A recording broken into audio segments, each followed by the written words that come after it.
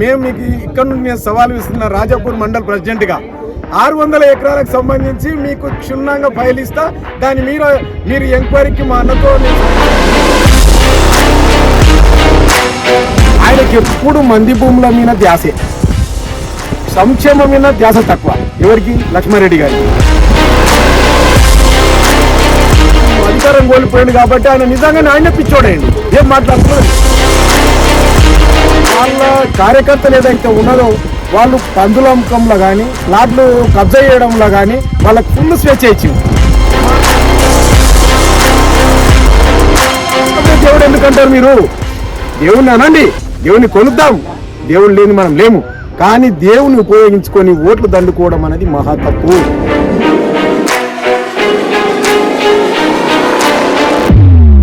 అవును, నిజంగానే మోసపోయారు. ఆయన అన్న మాటలు వాస్తవమే. గత 10 సంవత్సరాలుగా ఆయన నమ్మి మోసపోయింది. లక్ష్మారెడ్డి గారిని నమ్మి మోసపోయింది. ఆయన రేవంత్ రెడ్డి అంటున్నాడు. రేవంత్ రెడ్డి దేనికోసం మా అన్న పేరు పెట్టిండు అంటే వర్కులా 3 నెలలు కాలేదు 1,60 లక్షలు తెచ్చిన వెనక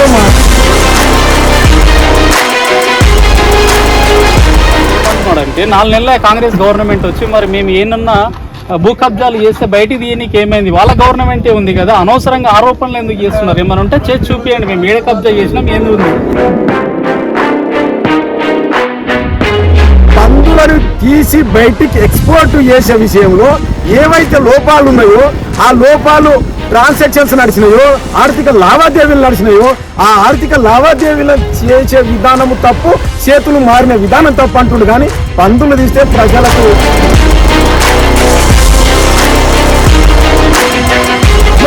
లాంటి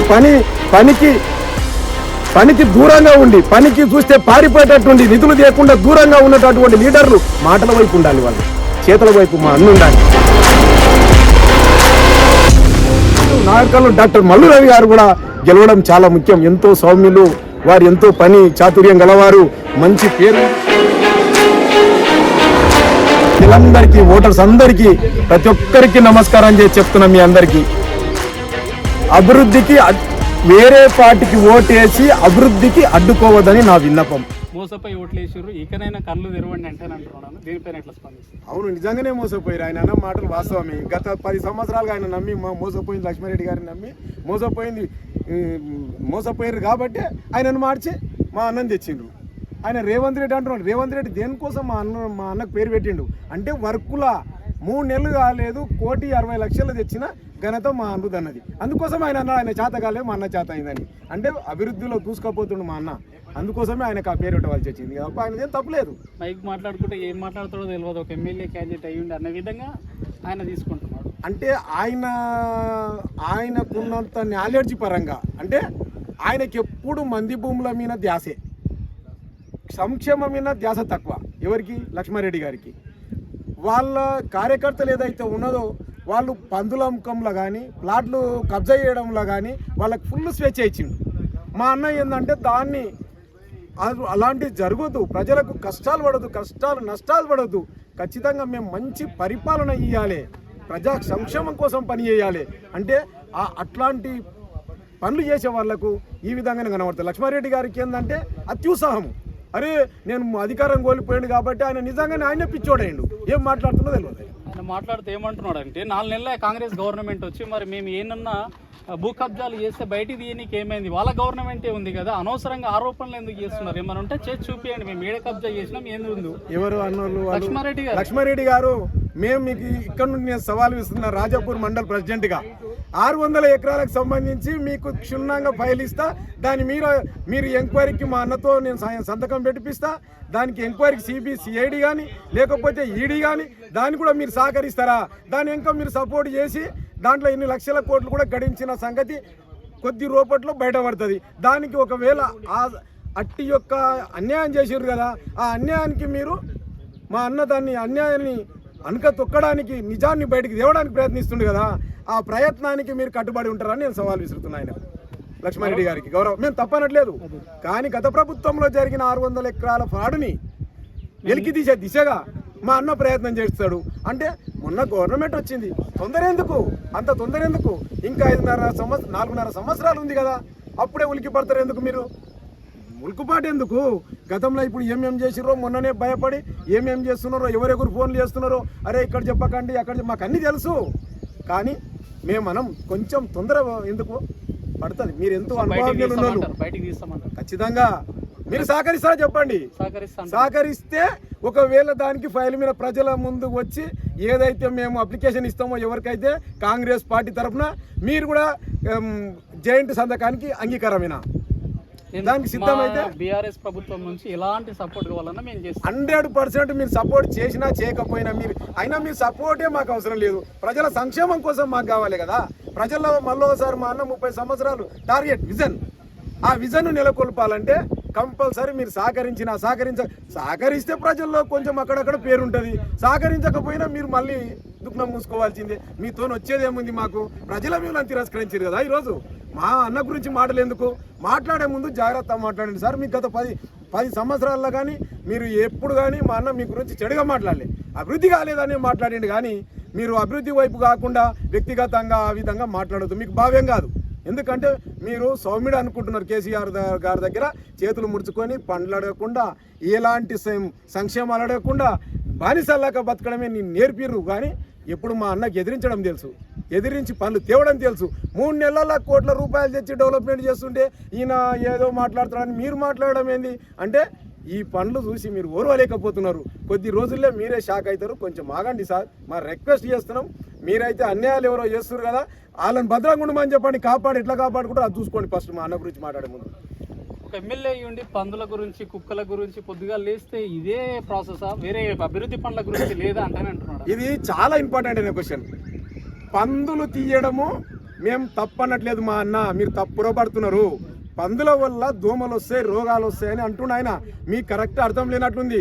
పందులను తీసి బయటికి ఎక్స్పోర్ట్ చేసే విషయంలో ఏవైతే లోపాలు ఉన్నాయో, ఆ లోపాలు ట్రాన్సాక్షన్స్ నడిచినాయో, ఆర్థిక లావాదేవీలు నడిచినాయో, ఆ ఆర్థిక లావాదేవీలు చేసే విధానము తప్పు, చేతులు మారిన విధానం తప్పు అంటుండు. కానీ పందులు తీస్తే ప్రజలకు ఉపయోగకరమని అనలేదు మా అన్న.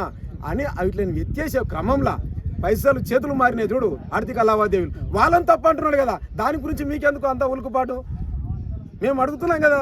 మీరు కూడా అట్లాంటి తప్పుని చేస్తే ఎంకరేజ్ చేస్తా అంటే చేయండి. వాళ్ళకు మాకేం గర్వకారణమే. ఎందుకను మేము ప్రజల వైపు ఉంటాం, మీరేమో మీ కార్యకర్తల వైపు, తినే కార్యకర్తల వైపు ఉండండి. మేము ప్రజా సంక్షేమం మా ధ్యేయం, మా అన్నధ్యేయం. సో ప్రస్తుతం రేవంత్ రెడ్డి గారి యొక్క నియోజకవర్గం కూడా మహబూబ్నగర్ పార్లమెంటు పరిధిలో ఉంది కాబట్టి గెలిపియడం అత్యవసర అవసరము. సో అటువంటిది ఎట్లా ఉందన్న దానికి సంబంధించి?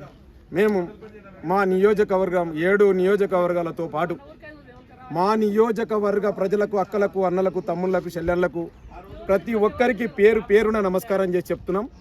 ఎందుకంటే ఢిల్లీ నుండి రాష్ట్రం నుండి గ్రామ స్థాయి వరకు ఒక ఛానల్ సిస్టమ్ ప్రకారము అధికారం ఉంటేనే అభివృద్ధి జరుగుతుంది. ఏ పనులు చేయాలన్నా దానికి వాళ్ళకి అడ్డు ఉండదు. కాబట్టి నిధులు మంచి సౌమ్యుడు, ఢిల్లీలో పేరెన్నిక గన్నోడు, మంచి వాక్చాతుర్యం గలవాడు ఎవరు? వంశీ చంద్రరెడ్డి గారు.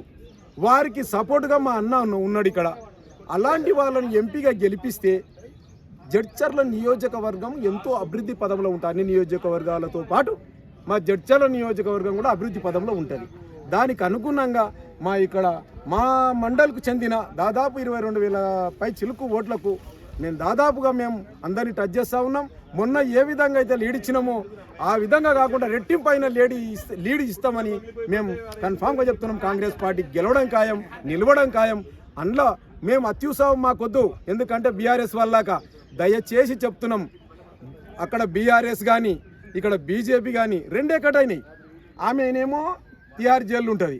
ఎందుకోసం ఇన్ని రోజులు ఆయన బీజేపీ ఎందుకు వేయలేదు? ఎన్నికల స్టెంట్ అంటే సింపతి కొనాలి. ఆమె కొన్ని రోజులు బయటకు పోతే అరే పాపం ఆడవిల్ల అని జైలు వేసిండ్రు, ఇట్లా వేసిర్రు అని ఇద్దరు ఆయన వేసుకొని కరెక్టే ఉంటుంది, ఈయన తీసుకొని కరెక్టే ఉంటుంది. మళ్ళీ తర్వాత ఆమె బయటకు వస్తుంది, ఇద్దరు కలిసి మళ్ళీ నడుస్తూనే ఉంటుంది. ఇవన్నీ వద్దు. కాకపోతే ప్రజలకు తప్పు చేసిన వాళ్ళు జైలుకి వెళ్ళాలి. పనులు చేసి ప్రజల్లో మంచి సహృదయంతో, గుండె ధైర్యంతో నిలవాలన్న దేంతో ఉన్న వాళ్ళు మా అన్నటువంటి వాళ్ళు బయట ఉండాలి, ప్రజల్లో ఉండాలి. లక్ష్మారెడ్డి లాంటి పనికి దూరంగా ఉండి, పనికి చూస్తే పారిపోయేటట్టుండి, నిధులు తీయకుండా దూరంగా ఉన్నటువంటి లీడర్లు మాటల వైపు ఉండాలి, వాళ్ళు చేతల వైపు మా అన్న ఉండాలి. అదేవిధంగా మా రేవంత్ రెడ్డి సార్ కూడా ఈ 2 నియోజకవర్గాలు అత్యంత కీలకమైనవి. ఎందుకంటే ఈ 2 నాగరికల్లో డాక్టర్ మల్లు రవి గారు కూడా గెలవడం చాలా ముఖ్యం. ఎంతో సౌమ్యులు, వారు ఎంతో పని చాతుర్యం గలవారు, మంచి పేరుంది జిల్లాలో, రాష్ట్ర వ్యాప్తంగా వాళ్ళకు కూడా ఉన్నది మల్లు రవి సార్ గారికి. అదేవిధంగా ఇక్కడ చల్లా వంశీచందర్ రెడ్డి గారు, ఇదే విధంగా మన మల్లు రవి గారితో పాటు మాకు ముఖ్యమంత్రిగా ఈ జిల్లా వాసి, సొంత జిల్లా, అక్కడ జిల్లాలో కూడా బలం ఇస్తే రేవంత్ రెడ్డి గారికి చాలా బలం ఉంటుంది, ప్రజలు నమ్మకం ఉంటుంది. కాబట్టి అరే ప్రజలు ముఖ్యమంత్రిని నమ్మారు, ప్రజలు ముఖ్యమంత్రిని నమ్మారు, ముఖ్యమంత్రి పనులు చేయాలన్న ఆలోచన ఉంటుంది. గతంలో మన కేసీఆర్ గారు ఉత్తర తెలంగాణ ఎంతో డెవలప్ చేసిండ్రు, కానీ మా ముఖ్యమంత్రి అలా కాదు, మొత్తం ఒకే దృష్టితో చూసే వ్యక్తి. అక్కడ ఉత్తర తెలంగాణ కానీ దక్షిణ తెలంగాణ కానీ అందరినీ ఏకతాటిపై తేవాలే, ఈ తెలంగాణ రాష్ట్రాన్ని అభివృద్ధి వైపు నడిపించాలి. మొన్ననే దాదాపుగా చదువుకున్న వాళ్లకు సగం 50% మాట ఇచ్చిన ప్రకారం ఉద్యోగాలు కూడా రిలీజ్ చేసిండు మా అన్న. మరి అట్లాంటప్పుడు నిరుద్యోగులని రోడ్ల పాలు చేసిన ఘనత కూడా బీఆర్ఎస్ తెలుసు. ఇప్పుడు బీజేపీ ఏ రాష్ట్రంలో ఇప్పుడు దాదాపుగా మాట ఇస్తే మడమ తిప్పని వైఎస్ రాజశేఖర రెడ్డి కానుంటి, తెలంగాణ ఇచ్చిన సోనియమ్మ కానుంటి, ఎప్పుడైతే తెలంగాణ అయితే మనకిచ్చింది, అదే ఆంధ్రకు ప్రత్యేక హోదా ఇవ్వమంటే దాదాపుగా ప్రాణాలు ఓని, మానాలు ఓని, సావని, బతకని వాళ్ళకి కనీసం హోదా కూడా ఇవ్వలేని బీజేపీ పార్టీ ఈడ మాట్లాడుతుంది. ఏమంటే వాళ్ళు రైతులకు అవి చేసినాం ఇవి చేసినాం అని చెప్తారు బీజేపీ వాళ్ళు. విజయ్ మాల్యకు, ఎంతో సంపన్న అదానికి, అన్ని వాళ్ళకు పెద్ద పెద్ద కార్పొరేటర్లకు లోన్లు మాఫీ చేశారు, కానీ రైతుల కోసం ఏమన్నా రుణమాఫీ చేశారా? కేంద్ర ప్రభుత్వం మీరే ఉన్నారు కదా, మరి కేంద్ర ప్రభుత్వం ఉన్నప్పుడు మాకు రాష్ట్రాల గురించి కూడా పట్టించుకోవాలి కదా. మరి అలాంటివి మీరు చేస్తారని మాకు నమ్మకం ఏంది? అంటే ఆ దేవుని గురించి చెప్తారు, దేవుడు మాకు అందరికీ దేవుడే. కానీ ఎన్నికలప్పుడే దేవుడు ఎందుకంటారు మీరు? దేవుణ్ణి అనండి, దేవుని కొలుద్దాం, దేవుడు లేని మనం లేము. కానీ దేవుని ఉపయోగించుకొని ఓట్లు దండుకోవడం అనేది మహా తప్పు. దేవుణ్ణి మన కోరికలు కోరాలి, నేను ఇది కావాలి, నేను ఎమ్మెల్యేని కావాలి, లేకపోతే నాకు చదువులు కావాలి, నాకు ఆర్థికంగా కావాలి అని. కానీ నేను గెలవాలి అన్న దాంతో స్వార్థం కోసం అది పబ్లిసిటీ చేయడం కరెక్ట్ కాదని నా సూచన. సో ఫైనల్గా ప్రస్తుతం మహబూబ్నగర్ పార్లమెంటు మరియు తెలంగాణ వ్యాప్తంగా బీజేపీ వర్సెస్ కాంగ్రెస్ అనే విధంగా ఉంది. బీఆర్ఎస్ ఇంటర్నల్గా బీజేపీకి సపోర్ట్ చేస్తున్నారని చెప్పేసి కొంత పబ్లిక్ టాక్ అయితే నడుస్తుంది. అదేవిధంగా ఔరేక్ బార్ 400 పార్ అనే విధంగా దేశంలో 400 సీట్లు గెలిస్తే ఒకవేళ రాజ్యాంగం మారుస్తుంది, రిజర్వేషన్లు మారుస్తారని చెప్పేసి స్వయం రేవంత్ రెడ్డి గారు మాట్లాడారు. సో అటువంటిది మరి రాబోయే రోజుల్లో 400 సీట్లు వచ్చే అవకాశాలు ఉన్నాయా? ఒకవేళ వస్తే ఇవన్నీ మారే పరిస్థితి నిజంగానే మారుతాయా? మీరు ఇంటింటి ప్రచారంలో ప్రజల దగ్గర పోతున్నప్పుడు ప్రజలు వీటన్నిటిపైన ఏమంటున్నారు? ఇప్పుడు అన్నం ఉడికిందా అని చెప్పి మొత్తం బట్టి చూడలేము. ఒక మెతుకు చాలు. నిన్న కర్ణాటక చాలు, ఈరోజు తెలంగాణ చాలు. దేశం మొత్తము మార్పుకు సిద్ధంగా ఉన్నదానికి ఈ 2 ఉదాహరణ. ఎందుకంటే కాశ్మీర్ టు కన్యాకుమారి భారత్ జోడో యాత్ర చేసినప్పుడు మా కాబోయే ప్రధానమంత్రి రాహుల్ గాంధీ 543 సీట్లకు ఖచ్చితంగా మెజార్టీ సీట్లు గెలుచుకొని దాదాపుగా మీరు అంటున్నారు 420 అని. మీరు 420 అనేది మోసం కోసం పెట్టుకుంటున్నారు. కాదు, మా టార్గెట్ అది కాదు. ప్రధానమంత్రి అయ్యేది మా అన్న ఎవరు, రాహుల్ గాంధీ గారు. మీరు చూస్తారు రాహుల్ గాంధీ గారు, ఎందుకంటే వాళ్ళు ఎన్నో దేశం కోసం ప్రాణాలు అర్పించారు. వాళ్ళ తండ్రి గారు కానీ వాళ్ళ నానమ్మ గారు కానీ దేశం కోసమే వాళ్ళు ప్రాణాలు అర్పించారు. మీలాగా ఏదో ఎన్నికల స్టాండ్ కోసం సర్జికల్ స్ట్రైక్ అని, ఆ స్ట్రైక్ అని, ఈ స్ట్రైక్ అని, మత కలవాలని ఇలాంటివి మాకు కాంగ్రెస్ పార్టీకి మేము ఇవి దూరం. కాబట్టి ఖచ్చితంగా మెజార్టీ సీట్లు గెలుచుకొని మేము దాదాపుగా వాళ్ళకన్నా దాదాపు ఒక 50 సీట్లు అటు ఇటు ఉండొచ్చు. కానీ దేశం మొత్తం మీద ప్రధానమంత్రి అయ్యే యోగ్యత మా రాహుల్ గాంధీ గారికి మాత్రమే ఉంది. ఇది పక్కా. దానికి తెలంగాణ, కర్ణాటకనే ఉదాహరణ. వాళ్ళు చూడాలి కూడా. సో ఫైనల్గా పార్లమెంట్ ఎలక్షన్ సంబంధించి ఒక రాజాపూర్ మండల ప్రజాప్రతినిధిగా మీ యొక్క మండల ప్రజల తరఫున కావచ్చు, మహబూబ్నగర్ పార్లమెంటు ప్రజలకు మే 13th ఏదైతే పోలింగ్ సంబంధించి ఏం చెప్పదలుచుకున్నారు? ఒకటే, మా నియోజకవర్గ ప్రజలకు కానీ అదేవిధంగా పార్లమెంటు మహబూబ్నగర్ గురించి కానీ మా అక్కలకు అందరికీ జిల్లా మనము ఇప్పుడు ఏదైతే మనము ఎంపీ సెక్టార్ ఉందో ఆ ఎంపీ సెక్టారు ప్రజలందరికీ, ఓటర్స్ అందరికీ, ప్రతి ఒక్కరికి నమస్కారం చేసి చెప్తున్నాం. మీ అందరికీ అభివృద్ధికి వేరే పార్టీకి ఓటేసి అభివృద్ధికి అడ్డుకోవద్దని నా విన్నపం. ఎందుకంటే ఎంపీగా వారు గెలిస్తే ఇక్కడ మా రేవంత్ రెడ్డి గారికి బలం ఉంటుంది, రేవంత్ రెడ్డి గారు రేపు పనులు అడగడానికి ధైర్యం ఉంటుంది మాకు. వీళ్ళు ఎంపీగా, ఇక్కడ ఎమ్మెల్యేగా, మా అన్న అక్కడ ముఖ్యమంత్రిగా మాకు జిల్లాకు సంబంధించిన పట్టు వస్తుంది. కాబట్టి మా మహబూబ్నగర్ పార్లమెంటు నియోజకవర్గ ప్రజలందరికీ చెప్తున్నా, ఒక్క ఓటు కూడా వేరే వాళ్ళకి వేయకుండా కాంగ్రెస్ పార్టీకి వేసి గెలిపిస్తారని ఆశిస్తున్నది. వాళ్ళకు కూడా మరీ వేడుకుంటున్నాను నేను. జై కాంగ్రెస్. ఇది ఏదేమైనా ఇది మే 13th ఏదైతే జరగబోయే పోలింగ్ సంబంధించి 100% మహబూబ్నగర్ పార్లమెంటుతో పాటు దేశవ్యాప్తంగా పక్కా రాహుల్ గాంధీ ప్రధాని కావడం ఖాయం. దానికి సంబంధించిన మెజారిటీ అయితే 100% ఇస్తామని చెప్పేసి కేవలం మత రాజకీయాలు చేసే పార్టీలను ఇక్కడ ఎవరు నమ్మరు. ప్రస్తుతం తీసుకుంటే సౌత్ ఇండియాలో కూడా బీజేపీ ప్రభుత్వం ఎక్కడైతే లేదు, కేవలం కర్ణాటకలో అధికారం ఇచ్చి మళ్ళీ అక్కడ కర్ర కాల్చి వాత పెట్టినట్టు మళ్ళీ అక్కడ కూడా మళ్ళీ కాంగ్రెస్ పార్టీకి మన అధికారం ఇవ్వడం జరిగింది. కాబట్టి సో తెలంగాణలో కూడా ఎట్టి పరిస్థితుల్లో బీజేపీ యొక్క హామీలు ఎవరు నమ్మరు, మత రాజకీయాలు ఎవరు నమ్మడు. రాముడు అనేవారు ప్రతి ఒక్కరికి దేవుడే. కాబట్టి కేవలం బీజేపీ సొంతం మాత్రమే కాదు, మేము కూడా ప్రతి ఒక్కరు దేవుణ్ణి నమ్ముతాము. దేవుడు లేని మేము కూడా ఎవరం లేము. కాబట్టి ఇదే విధంగా మహబూబ్నగర్ పార్లమెంటు తీసుకుంటే సీఎం రేవంత్ రెడ్డి గారి యొక్క నియోజకవర్గంలో 2 పార్లమెంట్లు ఉన్నాయి. ఒకటి నగర్ కర్నూలు, అదేవిధంగా మహబూబ్నగర్ పార్లమెంట్. ఈ 2 పార్లమెంట్లు 100% భారీ మెజార్టీతో గెలిపించుకుంటాం. దేశంలో రాహుల్ గాంధీని ప్రధానమంత్రిని చేస్తామని చెప్పేసి, అదేవిధంగా రాజాపూర్ మండలం నుంచి కూడా లాస్ట్ సారి కన్నా మంచి మెజార్టీ అయితే ఇస్తామని చెప్పేసి రాజాపూర్ మండల్ ప్రెసిడెంట్ కృష్ణయ్య గారి మాటలో తెలుసుకునే ప్రయత్నం అయితే చేస్తాం.